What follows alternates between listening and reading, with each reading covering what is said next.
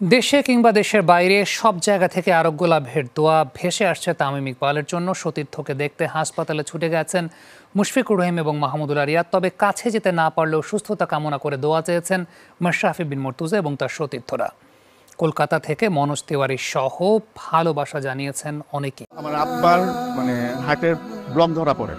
আমার আব্বার কিন্তু এখনো রিং পরানো হয়। হ্যাঁ, আমার বাবার আজকে ব্লক ধরা পড়ছে 4 বছর। কেন, কি কারণে? কারো বিপদে সবার আগে ছুটে যাওয়া মানুষটাই আজ নিজেই বিপদে। ক্রিকেট মাঠ থেকে হাসপাতালের আইসিইউতে মোহামেডানের হয়ে টস করছিলেন, এরপর তামিমকে লড়তে হয়েছে জীবন মৃত্যুর সাথে। তবে কথাই আছে, শো মাস্ট গো অন। বন্ধ হয়নি খেলা। মুশফিক মিরাজরা খেলেছেন, দলকে জিতিয়ে ছুটে গেছেন হাসপাতালে। ছিলেন মাহমুদুল্লাহ রিয়াদও।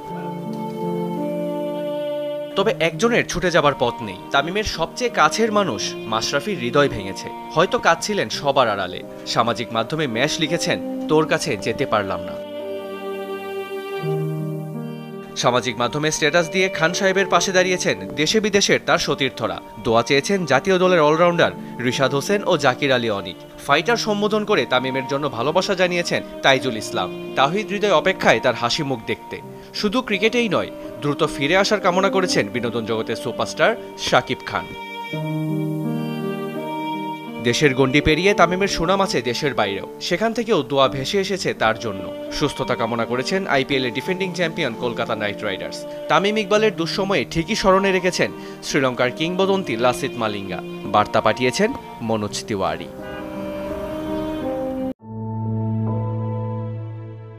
16 বছরের আন্তর্জাতিক ক্যারিয়ারে বহু শুভাকাঙ্ক্ষী তামিম ইকবালের। সাবেক অধিনায়কের হঠাৎই অসুস্থতার খবরে সৃষ্টিকর্তার কাছে দুহাত তুলে প্রার্থনা করেছেন তারা। দেশ থেকে বিদেশ সবারই দ্ব্যর্থহীন চাওয়া, অসময়ে যেন বিদায় না নেন তামিম। খান সাহেবের লম্বা সময়ের সতীর্থ মাশরাফি থেকে শুরু করে তাসকিন, মোসাদ্দেক কিংবা মিরাজ সামাজিক মাধ্যমে সুস্থতা কামনা করে পোস্ট করেন সবাই। এছাড়াও তামিম ইকবালের সাবেক ও বর্তমান সতীর্থদের অনেকেই তাৎক্ষণিক ছুটে যান হসপিটালে।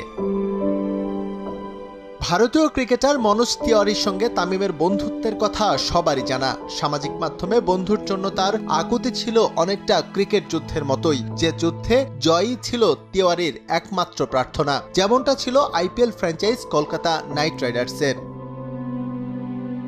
রাত পোহালে এশিয়ান কাপ বাছায় ভারত বাংলাদেশ বিগ ম্যাচ। তামিম যখন কেপিজি হাসপাতালে মৃত্যুর সঙ্গে পাঞ্জা লড়ছেন, জামাল তখন শিলংয়ে সংবাদ সম্মেলনে ব্যস্ত।